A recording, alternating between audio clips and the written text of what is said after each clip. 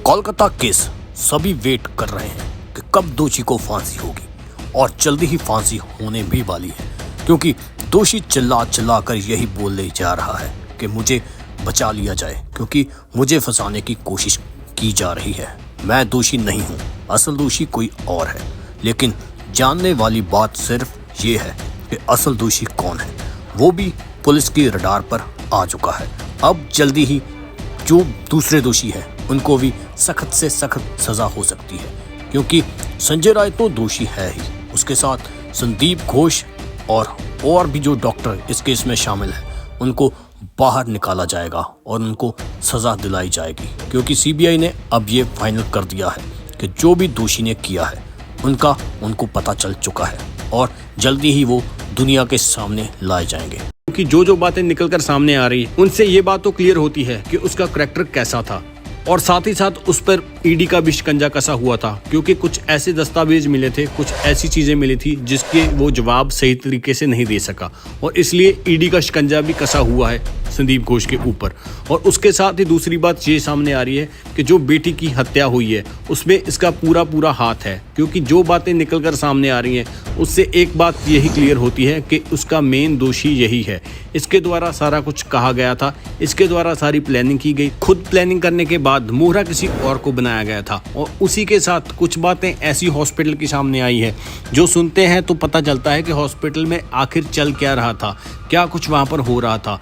Hospital के कैमरे को कुछ ऐसे तरीके से ढका गया था जिससे फुटेज क्लियर ना आ सके। अगर इतना कुछ सामने आता है तो इससे साफ पता चलता है कि इसमें बहुत बड़ी प्लानिंग थी, क्योंकि कैमरे को ढका गया था। और ये एक पॉइंट नहीं है, इस केस में बहुत सारे ऐसे पॉइंट सामने आए हुए हैं जिससे पता चलता है कि बहुत बड़ी प्लानिंग चल रही थी और कुछ ऐसा उस हॉस्पिटल में चल रहा था। इसका संदीप घोष को डर था कि कहीं बात बाहर ना निकल जाए, और इसी कारण उन्होंने ये सारा प्लान रचा और उसी के अकॉर्डिंग ही उन्होंने उस लड़की को मरवा दिया, क्योंकि संदीप घोष की रसूखदारी होने के कारण उसके लिंक बड़े बड़े नेताओं के साथ बोलते थे।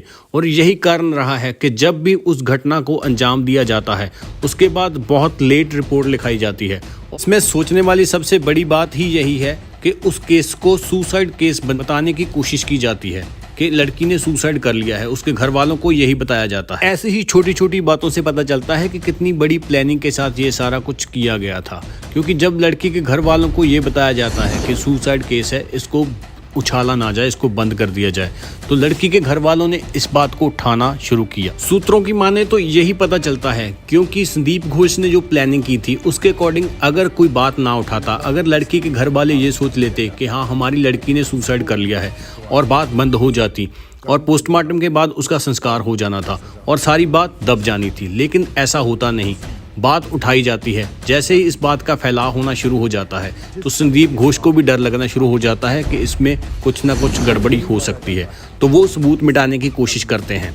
उसके बाद क्या होता है, हॉस्पिटल का बाथरूम तोड़कर सबूत मिटाए जाते हैं, और साथ ही साथ में जो पुलिस वाला होता है जिसको अभी गिरफ्तार कर लिया जा चुका है। सीबीआई की माने तो ये भी निकल कर सामने आ रहा है कि उस टाइम बहुत लंबा टाइम संदीप घोष की उस एसएचओ के साथ बात होती रही है। इसमें क्या बात हो रही थी ये कुछ सामने नहीं आया, लेकिन ये बात कही जा रही है कि उनकी आपस में बहुत लंबी बात होती रही है। इसका मतलब यही है कि इस केस के बारे में उनको पता था कि ये कुछ हुआ है, लेकिन इसको दबाने के लिए बहुत बड़ी प्लानिंग कर रहे थे वो, और उसके बाद एसएचओ बहुत लेट रिपोर्ट लिखते हैं। और अभी इस केस में सीबीआई ने यही बताया है कि इन दोनों ने केस के बारे में बहुत बातें ऐसी बताई हैं जिनसे पता चलता है कि केस में कोई गड़बड़ी है। इन्होंने बहुत कुछ सीबीआई को गुमराह करने की कोशिश की है, केस को उलझाने की कोशिश की है, लेकिन जैसे जैसे बातें खुलती जा रही हैं तो सीबीआई को पता चली जा रहा है कि इस केस में क्या कुछ किया जा चुका है और ये कुछ और बता रहे हैं। इस अकॉर्डिंग ही ये शक किया जा रहा है कि केस में कोई ना कोई अंदरली बात है जिसके कारण ये बातों को छुपा रहे हैं, और इसी वजह से इन्होंने लड़की को साइड करने के लिए उसको मरवा दिया और मोहरा कोई और यूज़ किया गया जिसके साथ इनका नाम सामने ना आ सके। और इसी बात से ये समझ आ रही है कि लड़की को कुछ ना कुछ उस हॉस्पिटल के बारे में पता चल गया था और वो किसी और को इसके बारे में बताना चाहती थी, और उससे पहले इन्होंने सोचा हो कि इसको ठिकाने लगा दिया जाए और ताकि इनकी बात लोगों के सामने ना आ जाए, क्योंकि बहुत सारी बातों से यही सामने आ रहा है कि हॉस्पिटल में बहुत कुछ चल रहा था। कईयों का कहना है कि हॉस्पिटल में अंग बेचे जाते थे और कईयों का कहना है हॉस्पिटल में जो मृतक शरीर है उनके साथ घिनौने काम किए जाते थे। ऐसी ऐसी बातें निकलकर सामने आ रही हैं जिसके बारे में सुनकर होश उड़ जाते हैं। और इन्हीं बातों से ये क्लियर होता है कि जो मेन दरिंदा है वो संदीप घोष ही है। उसके कहने पर ही उस लड़की की हत्या की गई है और उसने ही ये सारा प्लान रचा था। और उसके अकॉर्डिंग यही था कि जो उन्होंने प्लान किया हुआ था कि केस को सुसाइड बताकर बंद कर दिया जाएगा, लेकिन किस्मत में उनके कुछ और लिखा था। संदीप घोष के करैक्टर के बारे में भी बहुत सारी बातें निकलकर सामने आ रही थी। एक बात तो यही निकलकर सामने आई, वो किन्नरों को बुलाता था वहाँ पर और अपने ठिकाने पर किन्नरों को बुलाकर उनके साथ घिनौने काम किया करता था। ऐसी बातें सामने निकलने के कारण ही संदीप घोष की परेशानियां बढ़ रही हैं, क्योंकि बहुत सारे सबूत मिलने शुरू हो गए हैं। सीबीआई के माने तो इस केस में उससे अलावा कुछ और लोग भी शामिल हो सकते हैं, जैसे संदीप घोष के अलावा जो संजय राय था उसके अकॉर्डिंग और दोषी भी इसमें शामिल हो सकते हैं, जो बातें निकलकर सामने आ रही हैं। कोर्ट की अगर माने तो इसमें अभी कोई फाइनल फैसला नहीं आया कि कौन दोषी है, लेकिन जो बातें निकलकर सामने आ रही हैं, जैसे तथ्य सामने आ रहे हैं, उनसे कुछ बातें ये क्लियर करती हैं कि दोषी कौन है। इसके बारे में आगे डिटेल में बात करते हैं, लेकिन उससे पहले अगर आप चाहते हैं कि इस बेटी को इंसाफ मिल सके तो नीचे कमेंट में जाकर वी वांट जस्टिस जरूर लिखें, क्योंकि हमारा मेन मोटिव यही है कि उन दरिंदों को फांसी की सजा मिल सके जिन्होंने इतना घिनौना काम इस बेटी के साथ किया है। इसलिए उनको फांसी के तख्ते तक पहुंचाने के लिए हम नित दिन वीडियो डालकर पुरजोर काम कर रहे हैं। अगर आपको वीडियो अच्छी लग रही है तो चैनल को सब्सक्राइब जरूर कर देना। अगर आप डॉक्टर बेटी को श्रद्धांजलि देना चाहते हैं तो वीडियो को लाइक जरूर कर देना। और इस केस के बारे में और बातें करते हैं, जैसे कि डॉक्टर बिटिया के माँ बाप को धमकाया भी गया था कि इस केस के बारे में ज्यादा ना बोले, कि इस केस को बंद कर दिया जाए, इस बात को ना उछाला जाए। लेकिन अगर वो ऐसा कर देते तो शायद ये केस बंद का बंद हो जाता और किसी के सामने कोई सच्चाई नहीं आती और यही सामने आ जाता कि उसने सुसाइड किया है। उनके माँ बाप ने हिम्मत दिखाई और ये केस लोगों के सामने लाए, और जिसके बाद ये परतें खुलकर सामने आ रही हैं कि वो वहाँ पर हो क्या रहा था। जो बात सामने आई है उससे ये पता चलता था कि संदीप घोष ने पहले यही कहा था कि उनके पास एक फोन है, लेकिन दूसरा फोन हॉस्पिटल में मिलता है, जिसका डाटा जब रिकवर किया जाता है तो बहुत कुछ सामने आता है कि एक पुरानी ईमेल आईडी थी जिसको वो बंद कर चुका था, जिसको वो पहले यूज करता था। जैसे ही सीबीआई को उसके बारे में पता चलता है तो उसमें और बहुत सारे खुलासे हो जाते हैं, जिससे सीबीआई भी हैरान रह जाती है। सीबीआई यही सबूत कोर्ट के सामने पेश करती, उसको देखते हुए कोर्ट गैर जमानती वारंट जारी करती है संदीप घोष के खिलाफ। इसका सीधा सीधा मतलब यही है कि जब तक कोई सिट्टा नहीं निकलता उनकी जमानत नहीं हो सकती।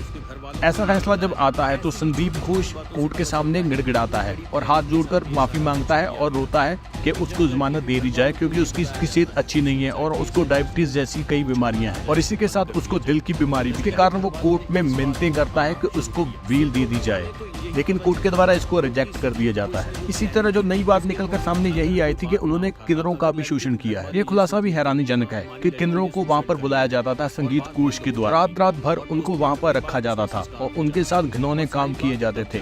यही दोष भी लगे हैं संदीप घोष पर। एक किन्नर ने सामने आकर कही है कि सीबीआई को भी इसके बारे में बताया जाएगा। 18 की एक खबर के अनुसार अगर देखें, जब संदीप घोष मुर्शिदाबाद रहते थे तब सोशल मीडिया पे वो नंबर निकालकर किन्नरों को फोन करते थे और अपने ठिकानों पर बुलाते थे। ये दोष लगे हैं। संदीप घोष के ऊपर एक हांगकांग में भी केस चल रहा था, जिस पर उन्होंने एक नर्स को छेड़ने की कोशिश की थी। दैनिक समाचार की एक रिपोर्ट के अनुसार अगर देखें तो हांगकांग में इन पर एक चार्ज लगा था। इन्होंने एक नर्स के साथ गलत बर्ताव किया था। रिपोर्ट की माने तो इन्होंने एक नर्स के प्राइवेट पार्ट को छूने की कोशिश की थी। बात 8 अप्रैल 2017 की बताई जा रही है। पता चलता है कि संगीत घोष ने हॉस्पिटल आरजीकर हॉस्पिटल में एक 15 डॉक्टर्स का गैंग बनाया हुआ था जो लोगों से वसूली करता था, और इसी गैंग के जो सदस्य डॉक्टर थे वो लड़कियों को लाते थे गेस्ट हाउस में और उनके साथ गलत काम करते थे। और साथ ही में और बातें भी निकलकर सामने आ रही है, जैसे हॉस्पिटल का जो बायोमेडिकल वेस्ट होता था उसकी भी तस्करी की जाती थी और उसको बांग्लादेश भेजा जाता था। इसको रिसाइकल करके बाजार में दोबारा बेच दिया जाता था और इसके हर टेंडर पर 20% कमीशन लिया जाता था। और संदीप घोष का बनाया हुआ गैंग भी स्टूडेंट्स से पास फेल करने के नाम पर पैसे वसूलते थे। अख्तर अली ने भी ऐसी बहुत सारी बातें बताई हैं कि कॉलेज और हॉस्पिटल में बहुत सारी ऐसे काम होने शुरू हो गए थे जिसको वो देख नहीं सकते थे और उन्होंने इनके खिलाफ याचिका भी दायर की थी। बहुत सारी जरूरी बातें हैं जो आपके सामने रखने वाली है, लेकिन ये वीडियो बहुत लंबी हो जाएगी, इसलिए नेक्स्ट वीडियो में सारी चर्चा करेंगे। तब तक के लिए इस चैनल को सब्सक्राइब कर लें और लाइक कर जरूर जाए।